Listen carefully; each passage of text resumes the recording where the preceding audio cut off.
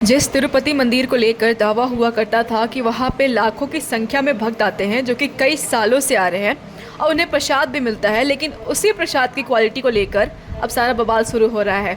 राष्ट्रीय डेयरी विकास बोर्ड ने आंध्र प्रदेश के तिरुपति मंदिर के लड्डुओं में फिश ऑयल और जानवरों की चर्बी मिलने की पुष्टि की है। इससे देश की राजनीति गर्मा गई है। केंद्रीय मंत्री गिरिराज सिंह ने इस मुद्दे पर शुक्रवार को कहा कि मुझे लगता है कि तिरुपति प्रसादम मामले में सीबीआई जांच की ज़रूरत है। इससे पहले तक जब भी खबरें आती थी, जिक्र सिर्फ उस प्रसाद की भव्यता का होता था। अब इस प्रसाद को लेकर बताया जा रहा है कि इसे एक स्पेशल किचन में बनाया जाता है। आंध्र प्रदेश में इसे पोतू कहते हैं।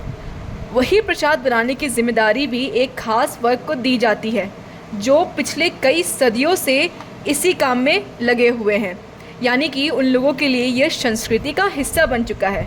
बड़ी बात यह है कि जो इस प्रसाद को बनाते हैं उन्हें अपना सिर मुंडवाना पड़ता है। सिर्फ एक सिंगल कपड़ा पहनने की ही अनुमति होती है। इस प्रसाद को बनाने के लिए घी के अलावा चना बेसन, चीनी के छोटे टुकड़े, काजू, इलायची, कपूर और किशमिश का उपयोग होता है।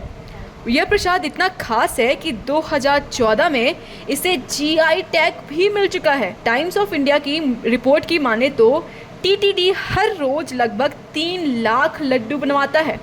वही साल भर में लड्डुओं से बोर्ड की लगभग 500 करोड़ रुपए की कमाई होती है। बताया जाता है कि 1715 से ही लगातार प्रसाद में लड्डू बनाया जा रहा है। 2014 में तिरुपति के लड्डू को लेकर जीआई टैग भी मिल गया।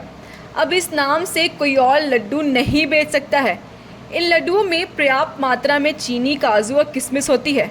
एक लड्डू का वजन करीब 175 ग्राम होता है। जुलाई में एक लैब टेस्ट के दौरान पाया गया कि इन लड्डुओं में इस्तेमाल होने वाला घी में कुछ बाहरी फैट मौजूद है। इसके बाद से टीटीडी ने कॉन्ट्रैक्टर को ब्लैकलिस्ट कर दिया और कर्नाटक मिल्क फेडरेशन से घी लेने लगे। टीटीडी 1 किलो घी के लिए 320 रुपये का भुगतान करता था। वही नई जगह से घी 475 रुपये में लेना पड़ रहा था। इसी रिपोर्ट को अब